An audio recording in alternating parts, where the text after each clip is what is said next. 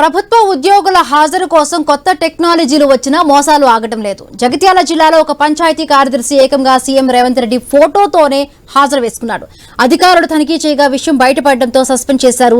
జగిత్యాల జిల్లా చాందాయిపల్లి పంచాయతీ కార్యదర్శి రాజన్న విధులకు హాజరు కాకుండా ఫేషియల్ రికగ్నిషన్ యాప్లో సీఎం రేవంత్ రెడ్డి ఫోటోను అప్లోడ్ చేసి హాజరును నమోదు చేసుకుంటున్నాడు. పంచాయతీ కార్యదర్శుల హాజరును పర్యవేక్షించేందుకు ప్రభుత్వం ఈ మొబైల్ యాప్ను తీసుకొచ్చింది. అయితే కొందరు ఉద్యోగులు రోజు ఒకే ఫోటోను అప్లోడ్ చేస్తూ ఉండడంతో అధికారులకు అనుమానం వచ్చింది. తనిఖీల్లో రాజన్న నిర్వాకం చూసి అధికారులు అవాక్కయ్యారు. వెంటనే రాజన్నను జిల్లా కలెక్టర్ సస్పెండ్ చేస్తూ ఉత్తర్వులు జారీ చేశారు.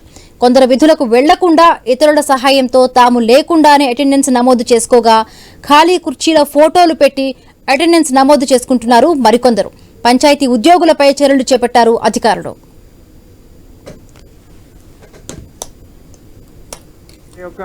జియో ట్యాగింగ్ లో లొకేషన్ షేర్ చేస్తూ ముఖ చిత్రం అనేది ఖచ్చితంగా హాజరు కావాల్సి ఉంటుంది.